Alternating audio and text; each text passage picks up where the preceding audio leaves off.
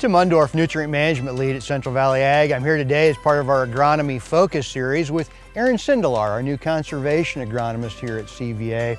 Aaron, talk to us a little bit about what the idea is behind a Conservation Agronomist. What do you do? What's the advantage to our growers? Yep, so it seems like as we talk to more and more growers and we see more growers adopting cover crops and things like that, growers are increasingly becoming more interested in conservation. And we here at Central Valley Ag saw an opportunity to bring more value to our customers in a little bit different light, where helping them understand, maybe adopt some of these conservation practices, cover crops, no-till, some of those enhanced nutrient management practices are just some of those examples. And it's a little bit more difficult than just throwing it out there and seeing it grow. What this position is going to be able to do is help those growers navigate that process, the agronomic concept of it, making sure that we're making those adjustments and really maximizing our bottom dollar, as well as understanding some of the administrative parts that come to it. You know, a grower may not be aware of some of the funding that he might be able to qualify for through, say, the NRCS or the NRD offices that we have here in Nebraska. Yeah, it's a great way to provide some value for our growers that way, bring us into the program. You know, we know a lot of growers' practices because we have this relationship with the grower.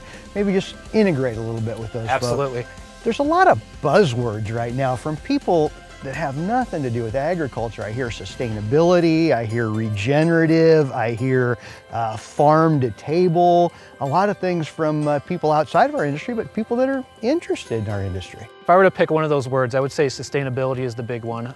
It's a fun word to say, and I don't think it's one that's going to be going away either, because consumers today are becoming more and more interested in where their food is coming from.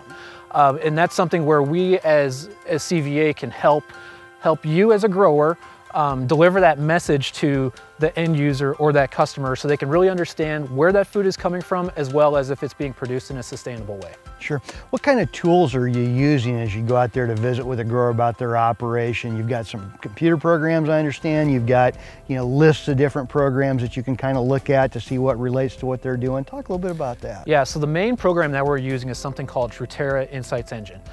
It's a program developed by Drutera Company, which is a subsidiary of Land O'Lakes. And that's a program where we enter in your management information, your yield information, pretty high level stuff, and then it'll tell us the general profitability of that system, as well as a sustainability score. We also have the opportunity real time to make some adjustments. Say you want to adopt cover crops. We can enter that into the model and see how that affects our bottom line, as well as the sustainability again. Sure. Talk a little bit about carbon sequestration. That's another couple of buzzwords that are really rolling around out there.